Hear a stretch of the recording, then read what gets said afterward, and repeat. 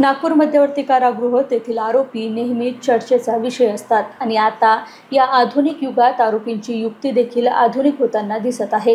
काही दिवसापूर्वी व्हायरल झालेला बारमधील फ्लेक्झिबल चोराचा व्हिडिओ चर्चेत असताना आता मध्यवर्ती कारागृहात चक्क कोर्टात चप्पल बदललेल्या चप्पलमध्ये गांजा सापडल्याने पोलीस प्रशासनात खळबळ उडाली आहे।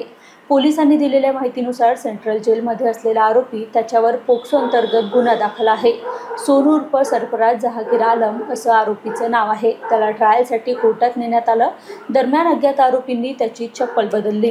कोर्टात चेकिंग करून नेण्यात आलं होतं। कोर्टातून जेलमध्ये नेताना सुद्धा आरोपीची चेकिंग करण्यात आली, तेव्हा मात्र खळबळजनक खुलासा झाला।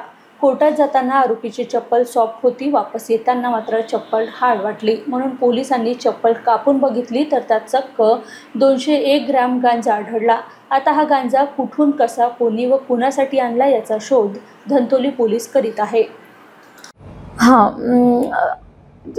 सेंट्रल जेलमध्ये एक आरोपी आहे, न्यायालयीन बंदी आहे, सोनू उर्फ सरफराज जहांगीर आलम, राहणार हिंगणा, मध्यवर्ती कारागृह सध्या।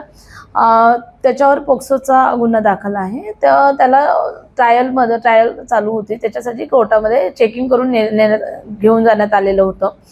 तिथे त्यांनी चप्पल त्याची बदलल्या गेली आणि तो जेव्हा पुन्हा आतमध्ये एंट्री करताना जेव्हा त्यांची चेकिंग सुरू होती त्यावेळी त्यांना चप्पल ही हार्ड सरफेसमध्ये त्यांना जाणवली, म्हणून आम्हाला त्यांनी कॉल करून बोलावण्यात आलं आम्हाला। आम्ही तिथे गेलो टीमसह। जेव्हा आम्ही चप्पल कापून बघितली त्याच्यामध्ये 201 ग्राम गांजा आम्हाला मिळून आला आणि त्यावर आम्ही आमची पूर्ण कारवाई केली। आता आम्ही त्याच्यामध्ये तपास करत आहोत की तो गांजा कुणासाठी घेऊन जाण्यात येत होता, आतमध्ये कुणाला देणार होता, त्याला इथे कोर्टामध्ये कोणी दिलेला होता, चप्पल कशी बदलली, त्याच्यामध्ये कोणी मदत केली, हे सर्व प्रकारे आम्ही तपास करत आहोत। या कारवाईसाठी माननीय CP रवींद्र सिंगल साहेब, joint CP sir Reddy sir, additional CP Dabhade sir, DCP Madane sir आणि ACP नंदनवार सर यांच्या मार्गदर्शनात ही आम्ही कारवाई केलेली आहे।